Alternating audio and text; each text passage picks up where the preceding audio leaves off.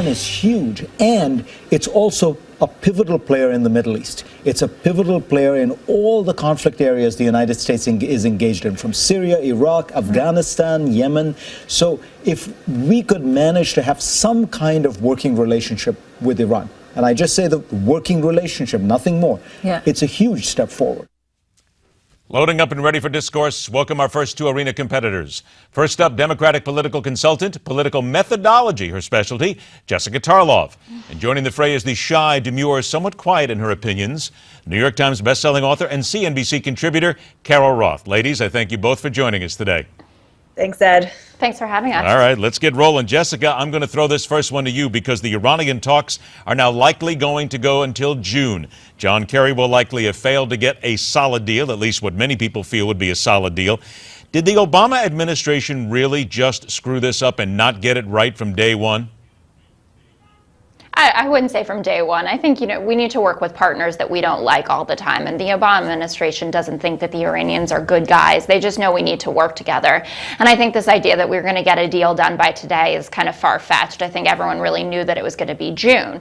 Now, that isn't to say that there haven't been mistakes in the last kind of 5 days or so. And certainly since the Death to America chant have been disheartening, at least for me, in terms of what kind of deal we're going to get. With news that the reporter who worked for the Iranian government defected and said that John Kerry was really just over there to pacify and to make the other powers in the P5+1 sign the deal. News that the Iranians didn't actually want anything written down, but thought it should be, up for interpretation, and we'll get something, signed within a few months. I mean, things like that make me think that this probably wasn't going to be a great deal from the get-go, but we have a few more months now to work on it. So that's a good thing, I guess. Well, let's look at that because, and Carol, I throw this to you right now because now we have a few more months to work at it. Basically, what was a soft deadline coming up to today, though.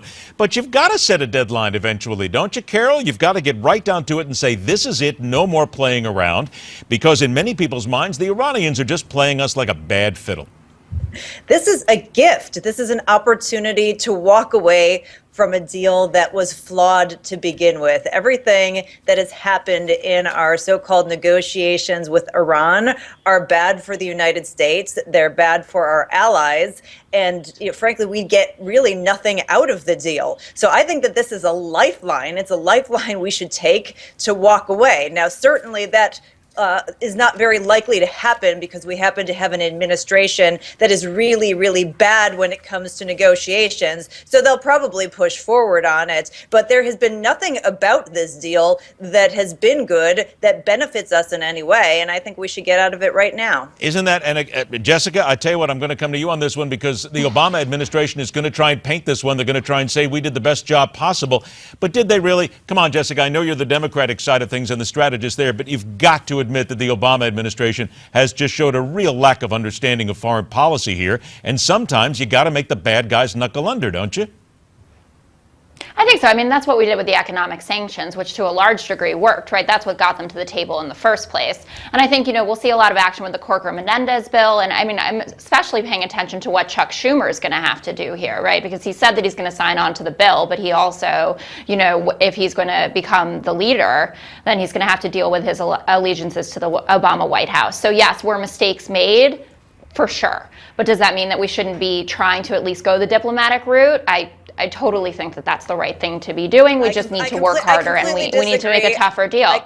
I completely disagree. I know. I think she knows. There you go. So do we. We're in a state, and I think we're in a state where the United States' position as a power, as a leader, and as a pillar of strength has been diminished, and we need to get back to that point. And continuing to give things away in our negotiations does not help us in any way, shape, or form. But if no one is listening to the negotiations, and if the Ayatollahs are sitting there basically making the Death to America chants, what can you really negotiate with that point? There is nothing to negotiate. But also, what would you suggest we do instead? This is the thing. I'm willing to go with it. The Obama that we're working, as you said. All right, Carol, story. In perpetuity, and that's it. We never. Go ahead, Jessica. 10 seconds. I'll give you the last shot. Go ahead, Jessica. I guess Carol should be in the White House. I mean, I don't know what to say. Economic sanctions. Yes. Yeah, they're.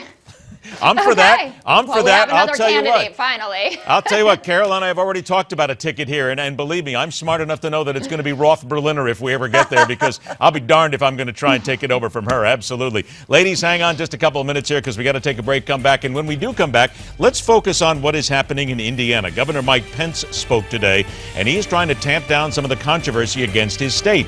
So what is actually the real answer to religious freedom versus not being discriminatory?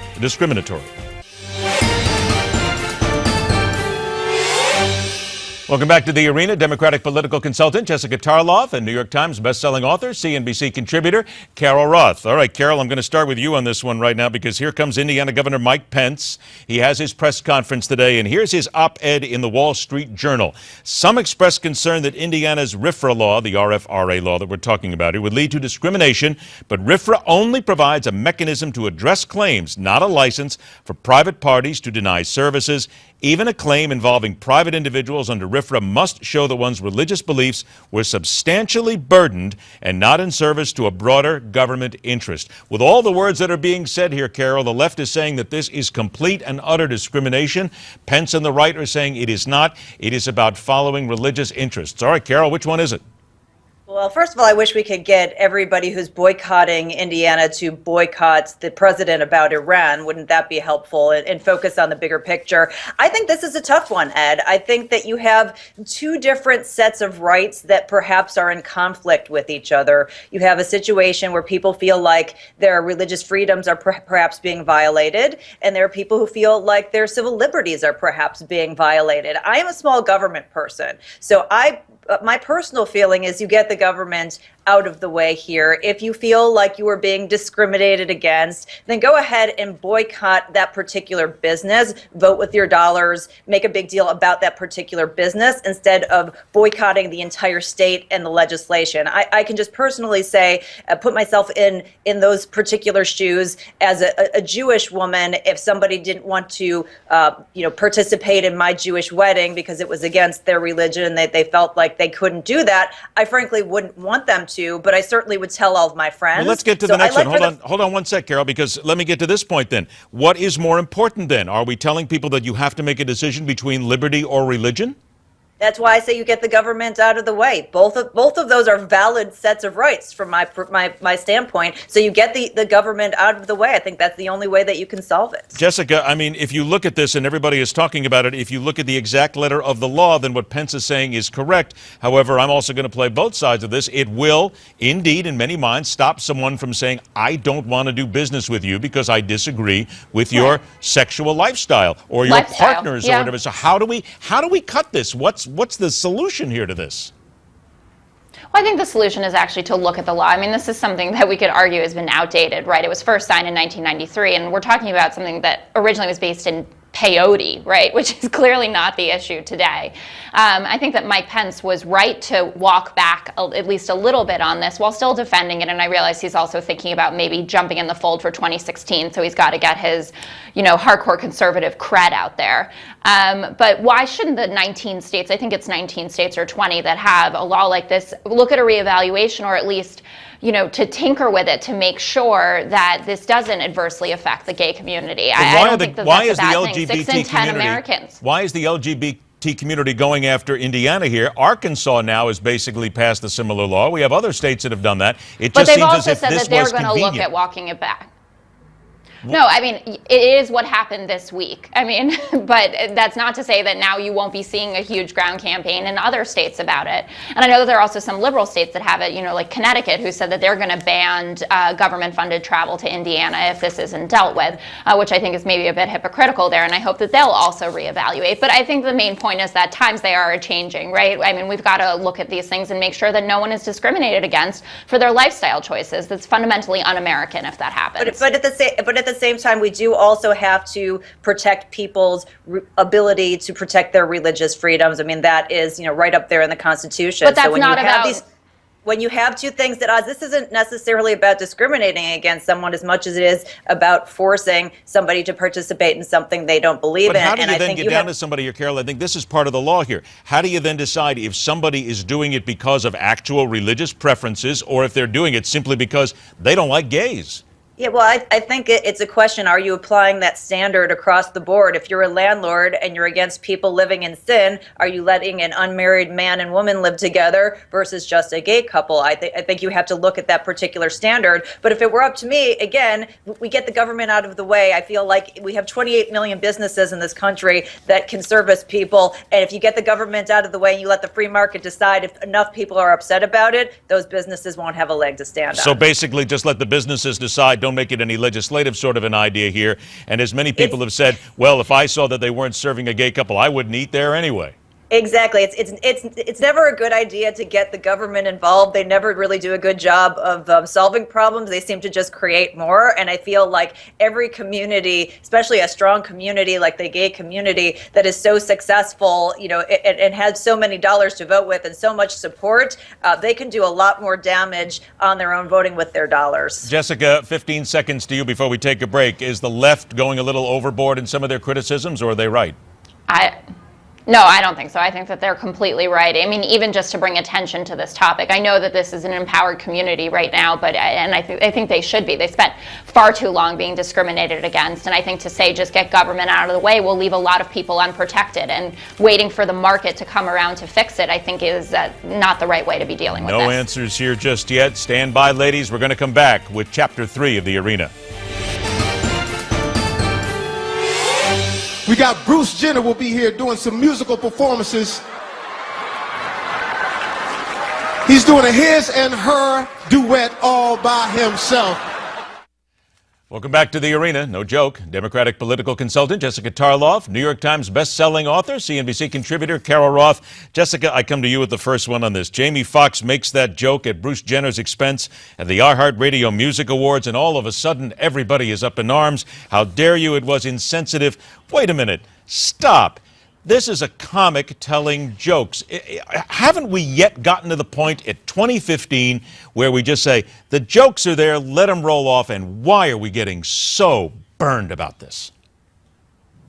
I think certain jokes, I mean, it is a comedian's job, or a good comedian, right, to push the envelope, and I think Jamie Foxx is one. I didn't laugh at the joke. I don't find it particularly funny, but that's my personal preference. And I'm sure that Bruce Jenner actually wouldn't have taken it all that personally. I will say, though, to those who are defending Bruce Jenner on this point, he is going through something extremely important and is doing it quite publicly. And I know that he's a public figure, so to some degree you could argue that he deserves whatever scrutiny and whatever jokes are coming his way. But I think that dealing with that with some degree of sensitivity is a good thing. But then again, I mean, I wouldn't say that Jamie Foxx should be in as much trouble as he is. Well, let's get it to you then, Carol. Should we then have some sort of an ideal here that if somebody's going through a difficult time, if it's a very personal time, that the comics should just immediately have hands off and leave these people alone? Maybe that's better?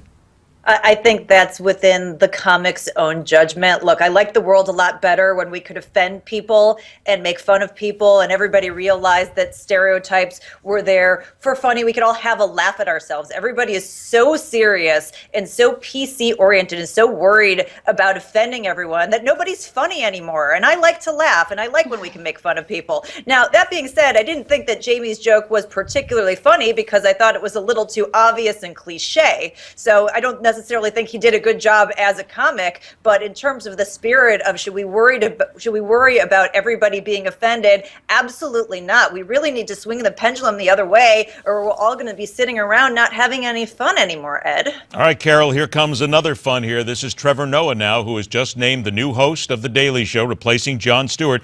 And of course, now everybody on the net, they start to go over his history, and they're finding a lot of tweets. And apparently with his tweets, he has made what some people consider to be very upsetting jokes about Jewish people. And as a matter of fact, here's a couple of them. Messi gets the ball and the real players try foul him, Messi being a soccer player, but Messi doesn't go down easy, just like somebody else. As in Blonde Hair Blues or E.T., Blue Eyes or E.T., produced by an Asian. We shout out, okay, they're going too fast. Originally, when men proposed, they went down on one knee, so if the woman said no, they were in the perfect uppercut position. I mean, these are, and he's got another one here. Get yourself out of that one, Ed. You know something, I had to. I'm good at this on my feet. And here's another one. Almost bumped a Jewish kid crossing the road. He didn't look before crossing, but I still would have felt so bad in my German car. Now, come on. Don't you?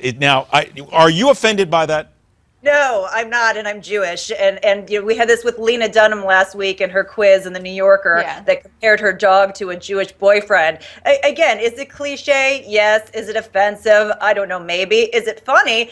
Not really, just because it's but a are you lousy offended? joke. That's the big thing. Are you offended, and would you not want him? Anti-Semitic? Are you offended, and would you say that he shouldn't be the host of The Daily Show simply because he's told his jokes? And we should point out his mother is half Jewish. No, he shouldn't be the Daily Show host if he's not funny, but in terms of the joke, that's what he's supposed to do. He's supposed to be a comedian, and if you're a comedian, you have to push the envelope. You have to be able to offend people. That's part of the job. Isn't that it, Jessica? Isn't a comedian supposed to offend people? Aren't they supposed to make us laugh at our foibles and some of these things?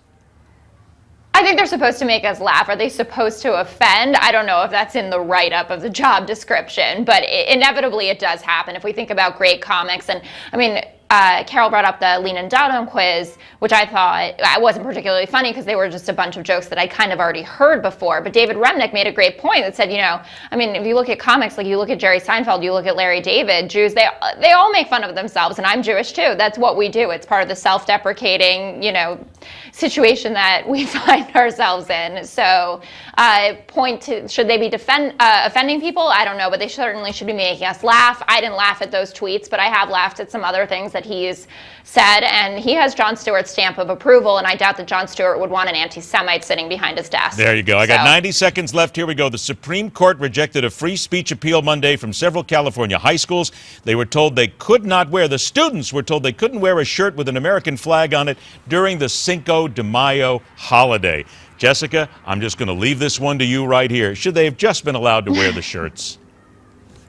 I think so. I mean, there was a case that this came up a few weeks ago at UC Irvine that some students didn't want the American flag being flown because it reminded them of colonialism. I mean, you're in America. Our flag is a symbol of liberty and freedom. That doesn't mean that we shouldn't be having a conversation about culture of violence, because that's what the administration said, that they were concerned that there were going to be fights between. Well, wait a minute. What does that say? Wearing... Cultural violence here. Doesn't that say, that's not the kids' fault? I mean, isn't that the way that they should be educated? I mean, is there just cultural violence? Absolutely. No, that's what I'm saying. I mean, to go back to the basics here. No, to go back to the fact that you could even be thinking that we were going to have a fight break out because someone wore an American flag t-shirt. So let's talk about that. But they should be able to wear it. Hang on. Go ahead, Carol. It's America. The American flag should never be offensive. If you're here, it's because you want to be part of the greatness of this country and you embrace everything that the American flag stands for. And there should never be a point in time where somebody should be told to remove the American flag from their body, from their school, or elsewhere. Well, isn't it also part of this when you say that, and here's a quote, we can embrace a multicultural celebration at school, but that's no excuse for excluding the flag. Hey, stop right there. Multicultural. Teach kids that it's okay. Think of the lessons, Carol, that we're teaching somebody here. Exactly. We're saying that somebody else's culture is more important than being part of America. I mean, they said it was a Mexican holiday, but we're in America. You are here because you think that America's great and you want everything that America has to offer. So let's celebrate that. At the end of the day, we're all Americans. That's our point of shared value. Let's embrace that and celebrate that. How about it, Jessica, real quick? Everybody just lighten up. On this one, I mean, not lighten up. I mean, maybe get more serious about how we got to a point where we're banning flag wearing. It just seems to be a little bit ridiculous. Hey, teach the kids a little bit about everybody getting along and stop trying to marginalize everybody. It's one way to put it as well. Ladies, it absolutely has been a pleasure. Jessica Tarlov, Carol Roth, take care. We'll see you both again real soon. Thanks, Ed. All right, take care. Thanks, Ed. Intermission. The second half of the Tuesday Arena brings in new competitors and new issues. The issue at the moment, though, is Mother Nature, which we leave Jessica Reyes. Hello, I'm Jessica Reyes, and here's your weather from coast to coast. We'll start off by the northwest, where it's pretty much unsettled for your Tuesday. Not as warm today for the southwest, in LA, and even into parts of San Francisco. But the good news is we are dealing with mainly sunny skies. That's always a good thing. Meanwhile, by the Great Lakes for today, we are starting to see somewhat of a warm up. I mean, we are officially within the spring months in Minneapolis as well. Some areas will see temperatures in the 80s into parts of South Dakota. And then by the southeast, or by the Gulf of Mexico, pretty much, Showers and thunderstorms will continue to push through, and that will pretty much extend into the northeastern portion of the country. Now, the further inland you go, you may see some snow through there, so take it easy on the roadways. As for your daytime highs, here are some of them for your Tuesday.